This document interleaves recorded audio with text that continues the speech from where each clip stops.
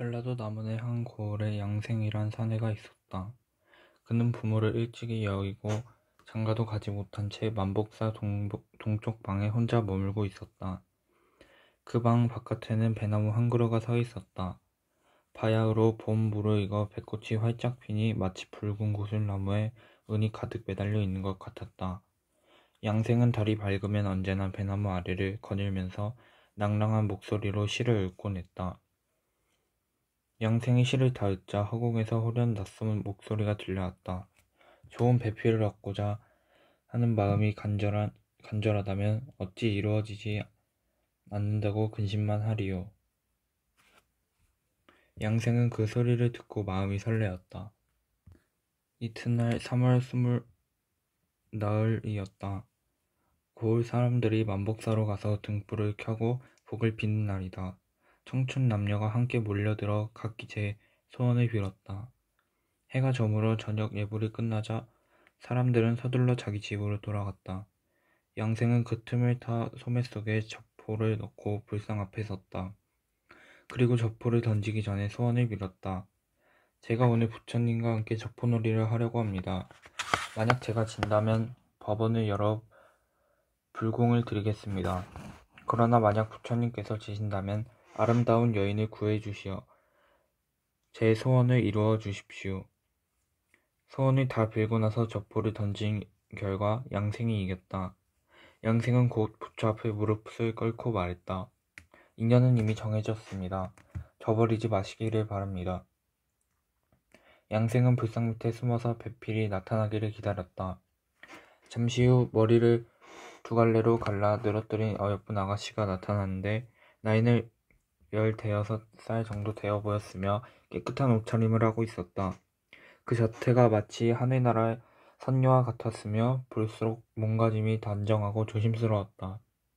여인은 희고 고운 손으로 등잔불을 켜고 향로에 향을 꽂은 뒤 3번 절하고 꿇어앉아 한숨을 내쉬며 탄식했다. 사람의 운명이 아무리 기구하다 한들 이럴 수가 있을까? 그러더니 품속에서 축원문을 꺼내 불상 앞에 놓았다. 거기에는 이런 글이 적혀 있었다. 아무 고을 아무 마을에 사는 소녀 나무개가 부처님께 아뢰옵니다.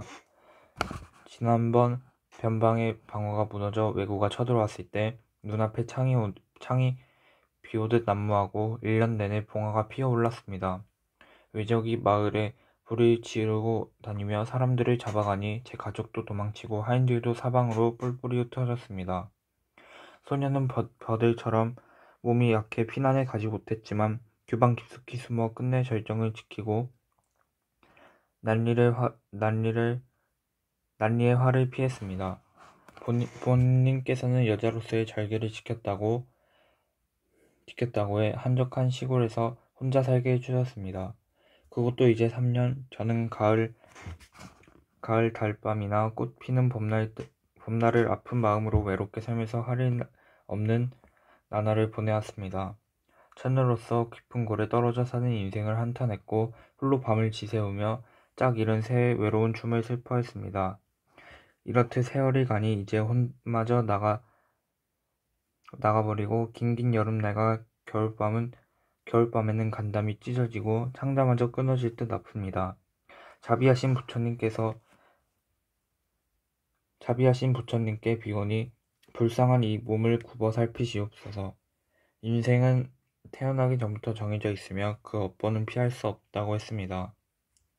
제 타고난 운명에도 인연이 있을 것이오니 어서 배필을 정해주시기 간절히 바랍니다. 여인은 부처에게 빌며 흐느껴 울기 시작했다. 불상 밑에 숨어있던 양생은 아름다운 여인을 보고 참을 수 없는 마음에 뛰어나가 말을 걸었다. 조금 전에 부처님께 축원문을 올리셨지요. 무슨 일 때문입니까? 여인이 올린 글을 읽고 양생의 얼굴이 기쁨으로 흘러넘쳤다. 아가씨는 누구신데 이곳에 홀로 왔습니까? 여인이 대답했다. 소녀 또한 사람입니다. 무엇을 의심하십니까? 당신은 아름다운 배필만 얻으면 됐지. 제 이름을 물을 필요는 없지요. 이때 만복사는 이미 퇴락해 스님들은 구석진 방에서 거처하고 있었다. 법당 앞에는 행랑채만 덩그렇게 있었고 행랑채 끝에는 작은 판자방이나 판자방이 하나 있었다. 양생은 여인을 그곳으로 이끌었다. 여인은 별 주저함 없이 양생을 따랐다. 그들은 방 안에서 서로 즐거움을 나누었는데 여인은 보통 사람과 다름없었다. 이윽고 밤이 깊어 달그림자가 창에 비치자 밖에서 발자국 소리가 들려왔다. 여인이 물었다. 누구냐? 시녀가 찾아온 게냐? 예, 접니다. 평소 아가씨는 출타하시더라도 중문 밖을 나가시지 않으셨고 산책을 하셔도 몇 걸음 걷지 않으셨는데 어제 저녁에는 한번 나가시더니 어찌 먼 곳까지 오셨습니까? 여인이 답했다. 네, 오늘 하늘이 도우시고 부처님이 돌보셔서 임을 만나 백년해로 하게 되었느니라.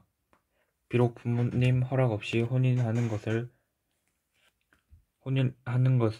예법에 어긋나지만 둘이 서로 즐거이 맞이하게 된 것 또한 특별한 인연일 것이다. 너는 집에 가서 앉을 자리야 술상을 마련해 오너라. 시녀는 여인의 명을 따랐다. 이윽고 정원에 술자리가 펼쳐졌는데 시간은 사경에 가까웠다. 술자리는 품위가 있었고 음식이 넉넉하고 먹음직스러웠으며 모든 물건에 호화로운 문이라고는 찾아볼 수 없었다. 술에서 진한 향기가 풍겨져 나왔는데 그 맛은 인간 세상의 것이라고 볼 수 없었다. 양생은 한편으로 이상한 생각이 들었으나 여인의 언행이 맑고 얌전해 틀림없이 귀한 집 처녀가 몰래 나온 것이려니 여기고 더 이상 의심하지 않았다. 여인은 시녀에게 노래를 불러 흥을 돋우라 하더니 양생에게 술잔을 올리며 말했다. 이 아이는 옛 조곡밖에 모릅니다. 옛 곡조밖에 모릅니다. 저를 위해 새로운 곡을 하나 지어서 흥을 돋우면 어떻겠습니까? 양생은 매우 기뻐하며 흔쾌히 승낙하고 만강홍 가락으로 가사를 지어 시녀에게 부르게 했다.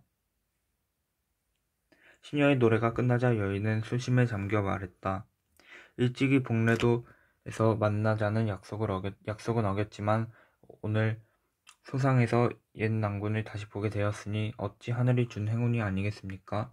낭군께서 만일 저를 버리시지 않으신다면 언제까지나 낭군의 시중을 들겠습니다. 그러나 제 소원을 들어주시지 않는다면 영원히 자취를 감추겠습니다. 양생은 이 말을 듣고 한편으론 감동하고 한편으론 놀라며 말했다. 내 어찌 당신의 말을 따르지 않으리요. 이때 다른 기울어 서쪽 봉우리에 걸리고 마을에서 닭 우는 소리가 들렸다. 이내 절에서는 첫 종소리가 울렸다. 날이 밝아오자 여인이 시녀에게 말했다. 너는 술자리를 거두어 집으로 돌아가거라. 시녀는 대답하자마자 사라졌는데 어디로 간지 자취를 찾을 수 없었다. 시녀가 사라지자 여인은 양생에게 말했다. 인연이 정해졌으니 낭군과 함께 간들 상관이 없겠지요. 양생은 여인의 손을 잡고 마을을 지나갔다. 그런데 길 가던 사람이 여인은 보지 못하고 양생에게 물었다. 서생은 새벽부터 어디를 다녀오시오? 양생이 대답했다. 어젯밤 만복사에서 술에 취해 누워 있다가 친구가 사는 마을을 찾아가는 길입니다. 날이 새자 여인은 양생을 이끌고 깊은 숲을 헤치고 들어갔다. 이슬이 흠뻑 내려 길을 찾을 수 없자 양생이 물었다. 어찌 사는 곳이 이렇소? 여인이 대답했다. 홀로 사는 여인의 거처는 이런 법입니다. 마침내 그들은 계룡동에 도착했다. 다북쑥이 들판을 덮고 가시나무가 하늘을 향해 치솟은 곳에 작고 아름다운 집 한 채가 서 있었다. 양생은 여인을 따라 들어갔다. 이부자리와 휘장이 잘 정돈된 여인의 방이 어젯밤과 같았다. 양생은 그 집에서 여인과 사흘을 머물렀는데 하루하루가 꿈 같았다. 시녀는 아름다우면서도 교활하지 않았고 그릇은 깨끗하면서도 사치스러운 문양이 없었다. 양생은 그곳이 인간 세상이 아니라는 생각이 들었으나 여인의 극진한 정성에 마음이 끌려 더 이상 그런 생각을 하지 않았다. 여인이 말했다. 이곳에서 사흘은 인간 세상의 3년과 같습니다. 서방님은 이제 집으로 돌아가셔서 생업을 돌보십시오. 마침내 이별의 잔치가 벌어지자 양생은 탄식했다. 어찌 이별이 이다지도 빠른가? 여인이 대답했다. 걱정 마십시오. 다시 만나 평생의 소원을 풀 것입니다. 서방님이 이런 누추한 곳까지 오시게 된 것은 반드시 정해진 인연이 있었기 때문입니다. 제 친구들을 한번 만나보시겠습니까? 양생이 허락하자 여인은 곧 시녀를 시켜 그들을 불러 모았다.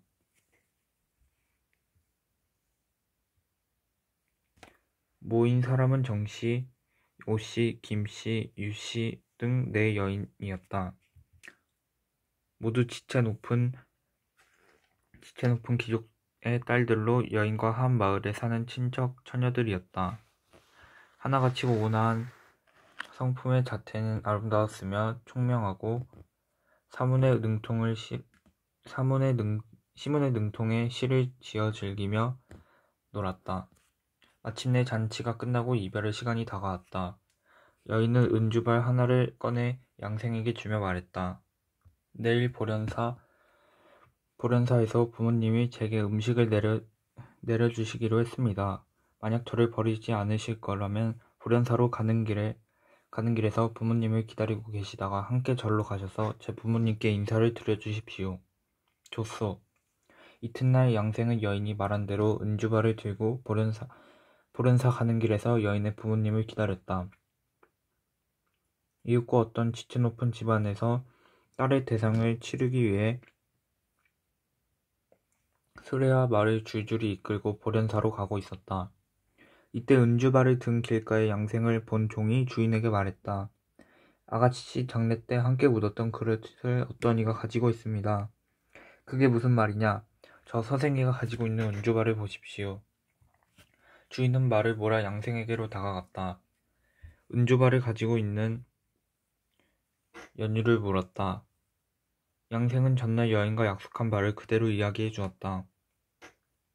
주인은 놀라 의아해하더니 잠시 후 입을 열었다. 내 슬하에 외동딸이 있었네. 그런데 그 아이가 왜구들이 쳐들어와 난리가 났을 때 목숨을 잃고 말았지. 정식으로 장례도 치르지 못한 채 계령사 옆에다 묻어주고 오늘 이르게 되었네. 오늘이 벌써 대상날이라 절에서 제를 올려 명복이나 빌어줄까 해서 가는 길일세. 자네가 약속을 지키려거든 내 딸을 기다리고 있다가 같이 오게. 그리고 조금도 놀라지 말게. 주인은 말을 마치고 보련사로 먼저 떠났다. 양생은 그 자리에 우두커니 서서 여인을 기다렸다. 과연 약속한 시간이 되자 여인은 시녀를 데리고 양생에게 왔다. 그들은 손을 잡고 기뻐하며 보련사로 갔다. 여인은 절 안에 들어서자 부처에게 절을 올리고 하얀 휘정 안으로 들어갔다. 부모와 친척 숙녀들은 모두 여인을 보지 못했다. 오직 양생의 눈만 보일 뿐이었다. 여인은 양생에게 말했다. 저녁이나 드시지요. 양생은 여인의 말을 그녀의 부모에게 전했다. 그 부모는 시험삼아 함께 밥을 먹자고 했다.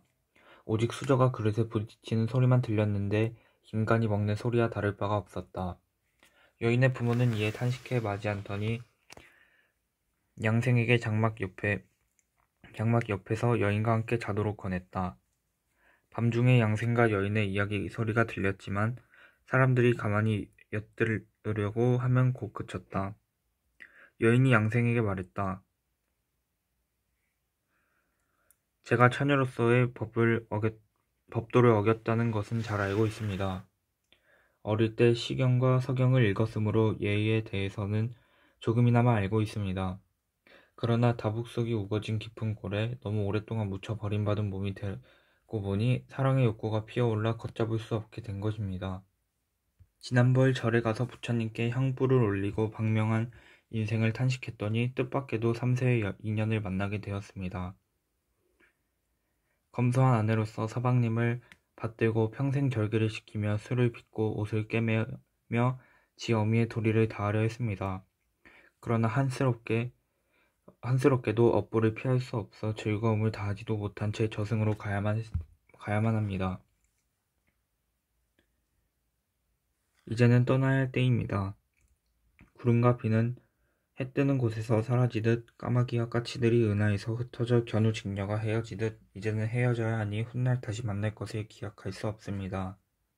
이별이 닥치니 처량하고 아득해 어찌할 바를 모르겠습니다. 여인의 혼이 떠날 때 울음소리가 끊이지 않더니 혼이 문 밖에 이르러서는 은은한 노랫소리만 들려왔다.